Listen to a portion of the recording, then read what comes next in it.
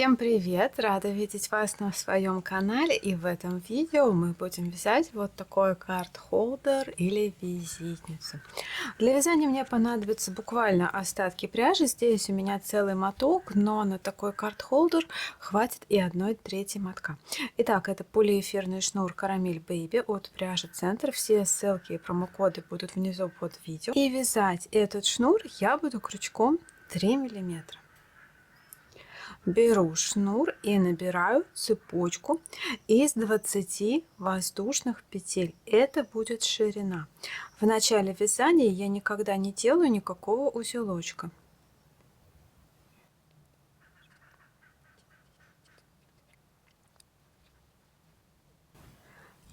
Петли набраны, и перехожу к вязанию первого ряда.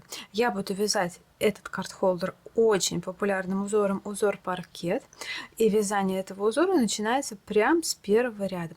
Разворачиваю немножко цепочку, нахожу первое звено и вставляю крючок в перемычку от этого первого звена.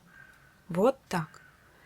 Подхватываю рабочую нитку, вывожу одну петлю. Получается, что сейчас на крючке 2 петли.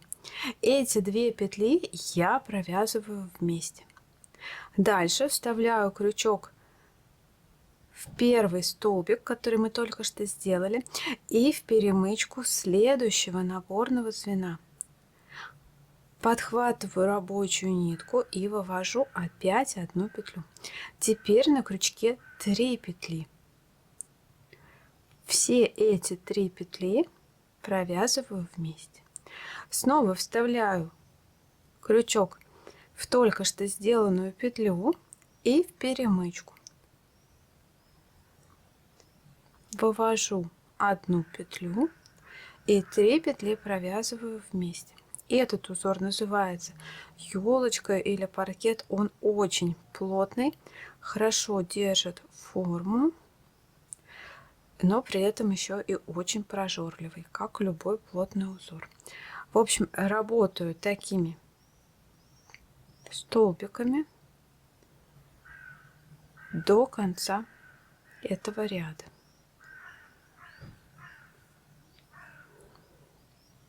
Вот до сюда. Последнее звено, последняя петля елочка в предыдущую петлю и в перемычку. Подхватываю рабочую нитку и делаю елочку. Вот так получается первый ряд. Это первый лицевой ряд, он вяжется по лицевой стороне. Теперь можно пересчитать диагональки елочки. Начинаем с вот этой петли. Вот самая первая. 1, 2, 3, 4, 5, 6, 7, 8, 9, 10, 11, 12, 13, 14, 15, 16, 17, 18, 19, 20. И заканчивается 20 диагональкой. 20 петель мы набирали, и 20 диагоналек будем вязать в каждом ряду. Итак, дальше второй ряд. Вяжется он по изнаночной стороне изнаночными елочками. Разворачиваю вязание вот так, чтобы ниточка моя рабочая оказалась передо мной. То есть не вот так, видите, тогда она будет сзади, это не будет красиво. Вот так, то есть ниточка перед работой. Вставляю крючок, пока уберу ниточку, чтобы было видно, куда я вставляю крючок. Вставляю крючок с изнанки на лицо, под шапочку, под обе ее дужки первой петли, и подхватываю еще вот эту ниточку. Вот так вставляю крючок и делаю как бы изнаночную петлю крючком. И дальше получаю 2 петли на крючке и их провязываю просто вместе. Теперь завожу крючок с изнаночной стороны в только что созданную петлю, с изнанки на лицо в шапочку и в перемычку, вот так.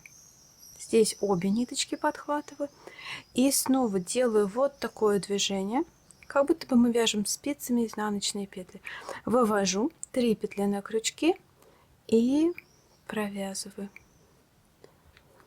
Это будет изнаночная елочка. Опять в петлю предыдущего столбика, в шапочку, в перемычку. Делаю изнаночную петлю 3 петли на крючке, провязываю их вместе. По лицевой стороне здесь образуются елочки, но будут они наклонены в другую сторону. Снова в петлю предыдущего шага, в кромочную косичку и в перемычку, делаю изнаночную петлю и провязываю петли вместе. Работаю такими елочками, изнаночными елочками до конца ряда.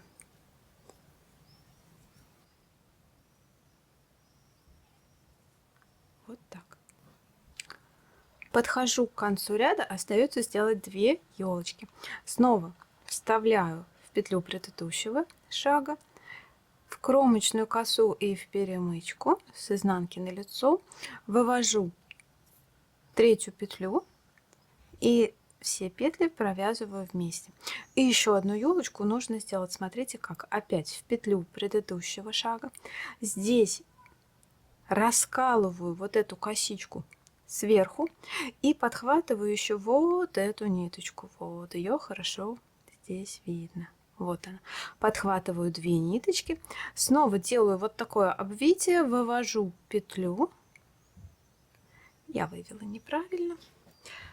Давайте еще раз. Так, снова вставляю крючок в столбик предыдущий, в кромочную косичку и подхватываю еще ниточку, чтобы было подхвачено 2 петли, 2 ниточки. И вывожу вот так. Получаю 3 петли на крючке. Эти 3 петли я провязываю вместе. И снова разворачиваю изделие. Таким образом, мой второй ряд, он готов. Теперь снова считаем диагональки. Начинаем с вот этой точки. Вот эта петля, это тоже диагональка. 1, 2, 3, 4, 5, 6, 7, 8, 9, 10, 11, 12, 13, 14, 15, 16, 17, 18, 19, 20. 20 диагоналек готовы, точно так же, как и в предыдущем ряду. Следующий ряд, третий, и он будет вязаться по лицевой стороне лицевыми елочками. Снова вставляю крючок в кромочную косичку под обе дужки, и с изнаночной стороны я цепляю перемычку. Вставляю в самую первую кромочную косичку предыдущего ряда. Подхватываю рабочую нитку, получаю 2 петли на крючке. Эти 2 петли провязываю вместе. Таким образом, в этом узоре я делаю подъемный столбик. В петлю предыдущего шага, в косичку кромочную, и не забываю подхватить там перемычку, которая в данном случае находится на изнаночной стороне. Подхватываю, вытаскиваю. Снова в петлю предыдущего шага, в кромочную косичку перемычку, подхватываю, вытаскиваю. В петлю, в кромочную косичку, в перемычку, подхватываю, вытаскиваю. И работаю такими елочками снова до конца ряда. Здесь опять будет 20 диагоналек. Для контроля себя я рекомендую каждый ряд вот эти диагональки пересчитывать. Снова остается 2 петли в этом ряду. В предыдущую петлю, в кромочную косичку,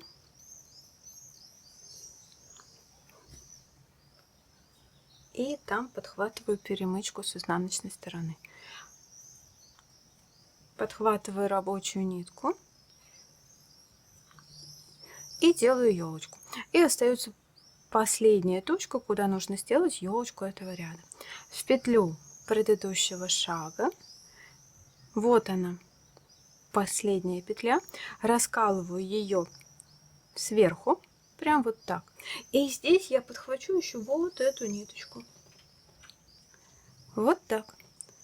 Подхватываю рабочую нить, получаю 3 петли на крючке и их провязываю. Теперь снова, если вы пересчитаете диагональки, их будет 20. Начинаем с вот этой самой первой петли. Ну а дальше снова возвращаюсь к изнаночному ряду. Поворачиваю, напоминаю, вот так, чтобы ниточка была передо мной, перед работой, да, И снова в первую самую точку вывожу первую петлю, их провязываю вместе. И дальше начинаю вязать изнаночные елочки по изнаночной стороне. Точно так же, как я делала во втором ряду. И, в общем, чередую такие елочки. То изнаночный ряд, то лицевой. На нужную высоту. Таких рядов елочек в высоту вяжу 12. Раз, два, три, четыре, пять, шесть, семь, восемь, девять, 10, 11, 12. И останавливаюсь в лицевом ряду. Дальше я сделаю обвязку по периметру. Итак, первая петля. Вставляю крючок все точно так же в косичку в кромочную и цепляю перемычку. Подхватываю рабочую нитку, вывожу одну петлю. Вынимаю крючок из петель, меняю положение и порядок петель, то есть теперь та, которая была второй, становится первой, и провязываю эти две петли вместе. Вот получается первая подъемная на обвязочный ряд. Дальше вяжу по одному столбику без накида в каждую косичку перемычку предыдущего ряда до уголочка.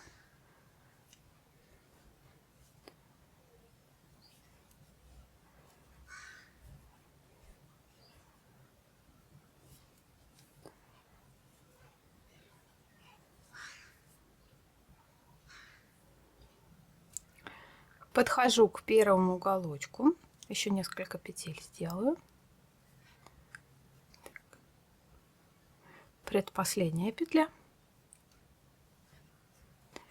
И вот угол, последняя петля, делаю, раскалываю здесь петлю сверху вниз и точно так же цепляю вторую ниточку, чтобы подхватить две ниточки. Это будет угол, сюда делаю 2 столбика без накида. Раз. И в эту же точку делаю 2. И дальше начинается обвязка по короткой стороне. Здесь вкалываю крючок в каждый ряд. Первая петля сделана, в следующий ряд вторая петля, в следующий ряд. То есть получается, что я делаю на каждый ряд по одному столбику. Опять в следующий ряд.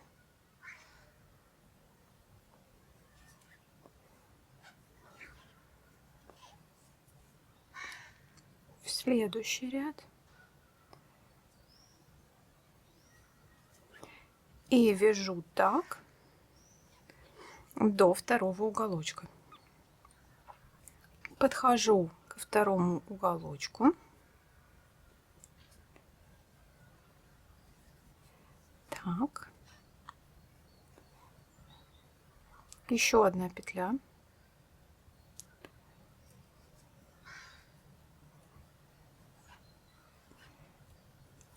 И дальше угол, да? Хвостик вот так вот откидываю и вкалываю крючок в последнюю кромочную косу под обе дужки. Делаю раз. И так как это угол, делаю сюда вторую петлю. И дальше идет обвязка второй длинной стороны. Здесь вот хвостик. Хвостик вывязываю в ряд, чтобы сразу его спрятать. Делаю по одному столбику в каждую кромочную косичку. Цепляю обе тушки и хвостик. И вяжу так до третьего угла. Дохожу до третьего угла, предпоследняя петля.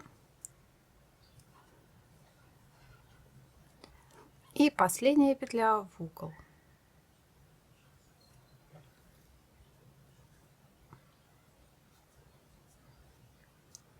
И здесь, как всегда, добавляю вторую петлю для угла. Если теперь пересчитать вот так петли.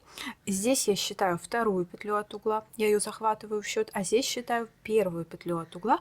У меня получается 20 петель. И перехожу на обвязку последней стороны. Здесь все точно так же, как и на предыдущей короткой стороне, по одному столбику в каждый ряд. Вкалываю в ряд и делаю столбик. Снова вкалываю в ряд и снова делаю столбик. Снова в ряд.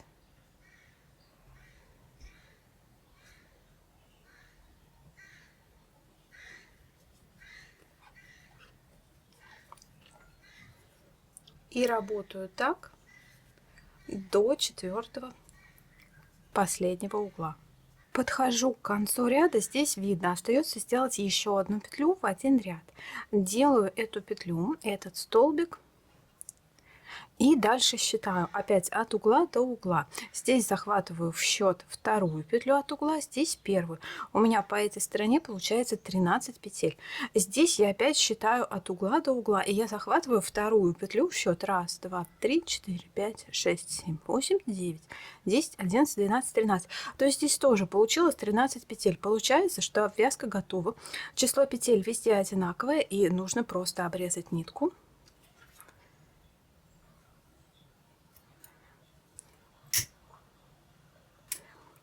Заплавить хвостик и сделать соединение кромочной косы.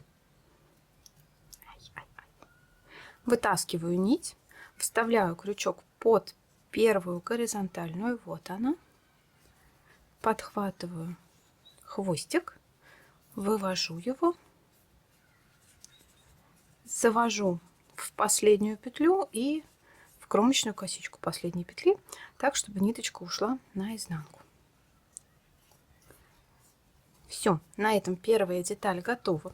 Теперь, если пересчитать, здесь 13 петель, от угла до угла, здесь 13 петель, здесь просто уголочек сделан не в одну точку, но это не принципиально. Здесь 20 петель, столько, сколько мы набирали воздушных петель, и здесь от угла до угла тоже будет 20 петель.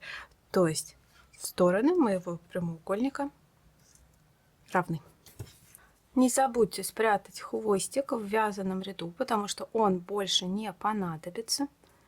Беру крючок меньшего размера, им удобнее будет прятать, не вытягивая петли. И прячу хвостик вот так вот в вязаном горизонтальном ряду. И точно таких деталей нам нужно связать 2. 2 детали я связала, абсолютно одинаковые, что по набору петель, что по рядам в высоту, и с абсолютно одинаковой обвязкой по периметру. 3-я деталь вяжется приблизительно точно так же. Здесь то же самое количество набранных петель, но рядов в высоту, рядов елочек здесь связано 30. И дальше я точно так же делаю обвязку по периметру. Единственное, чем она будет отличаться вот от этой детали, это, естественно, числом петель по рядам, вот по этой вот боковой стороне. Да? Я вот так вот положу эту деталь и распишу, сколько здесь петель в обвязке у какой стороны. Дальше оставляю хвостик приблизительно 1,3 м, он понадобится для сшивания, и стыкую последнюю кромочную косичку бесшовно. Вынимаю нить из последней петли, завожу крючок под первую горизонтальную, увожу рабочую нитку наизнанку. Этот хвостик длинный, потому что им я еще буду сшивать эти детали. Возвращаю крючок в последний столбик и в его шапочку, и в его ножку, и снова увожу ниточку наизнанку. Все, длинная деталь на этом тоже готова. Перехожу к сшиванию деталей. Складываю 2 детали, длинную и одну короткую, изнанкой к изнанке. Вот так вот лицо снаружи. И делаю разметку маркерами. Ставлю маркеры в пространство между 2 петлями угла с одной стороны. Здесь тоже в пространство между 2 петлями угла с другой стороны. С этой стороны точно так же. Вот соединение. Это пространство между петлями угла, и здесь тоже в пространство между петлями угла. Таким образом, здесь одинаковое количество кромочных косичек, а в эту сторону отсчитываю 13. Ну и, соответственно, здесь тоже 13, смыкаю маркером. И здесь то же самое. Отсчитываю от этого маркера 13 петель и 13 смыкаю маркером. И начинаю сшивать. Сшивать я буду крючком, обычными соединительными петлями. Беру крючок и сначала выведу нитку на заднюю сторону, не на лицевую. Вот так. И теперь можно сшивать. Подтягиваю ниточку, вставляю крючок в маркированные петли обеих деталей. Подхватываю нить, вывожу, получаю первую петлю. В следующую снова под обе дужки, под обе кромочных косы подхватываю, вывожу. Снова под 2 кромочных косы подхватываю, вывожу. То есть фактически я сшиваю просто деталь соединительными петлями под 2 кромочных косички. Подхватываю, сшиваю. Работаю так вот до этого маркера.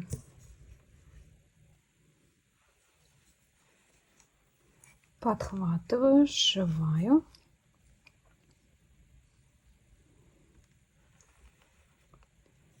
Подхватываю, сшиваю. Дохожу до вот этой маркированной петли, маркер уберу.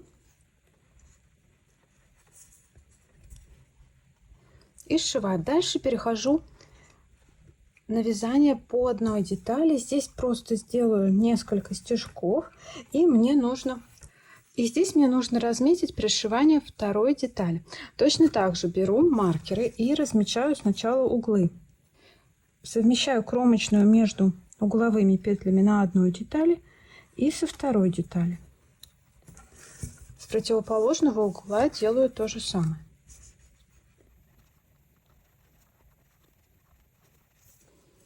Здесь отсчитываю 13 петель вместе, да?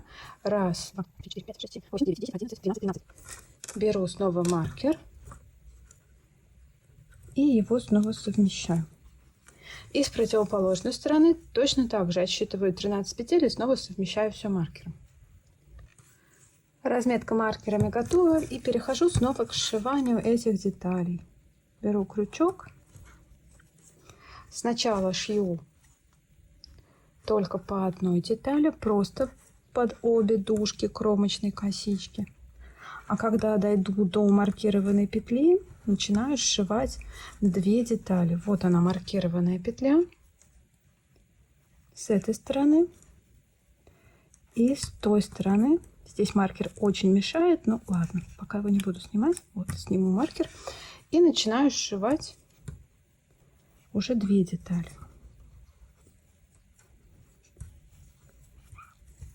Под обе дужки одной кромочной, под обе дужки другой кромочной. И делаю соединительную петлю. Под обе дужки соединительная, под обе дужки соединительная. Таким образом, на верхней стороне остается косичка, а на задней стороне будет рисочка. Но при этом все будет сшито очень аккуратно.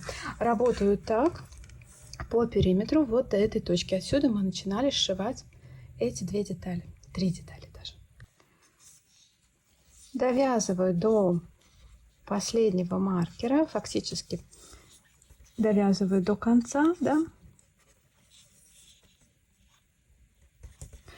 Давайте сниму маркер.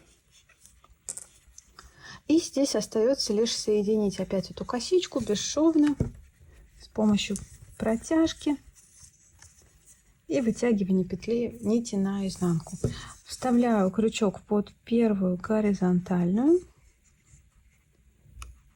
под первую соединительную петлю, подхватываю, увожу в эту петлю ниточку и дальше увожу ее в изнанку, в одну кромочную косу, во вторую, и вот здесь вот вставляю крючок в последнее звено соединительной цепочки, да, и снова подхватываю ниточку, снова увожу ее на обратную сторону. Все, деталь моя готова. Остается только спрятать хвостики, погладить ее и пришить кнопочку.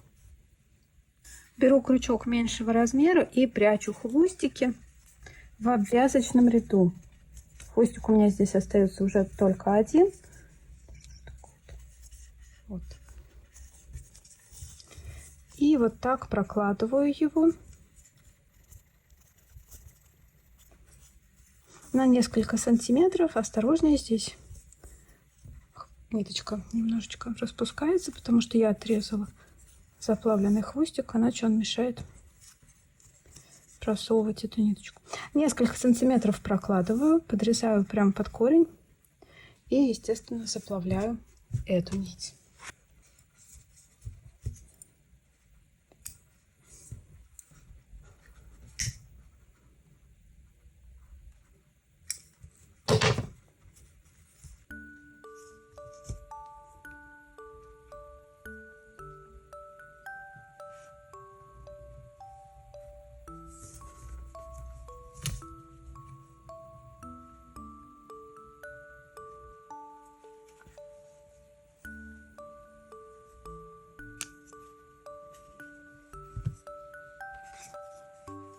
Пришила я небольшую магнитную кнопку на обе половинки, и вот такой карт-холдер получился у меня.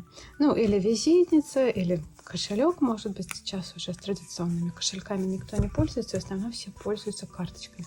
Карточек он вмещает достаточно много в одно отделение и второе. Он очень гибкий и удобный, на самом деле я пользуюсь таким сама. Надеюсь, что вам понравилось это видео. Надеюсь, что вам понравились мои кошелечки.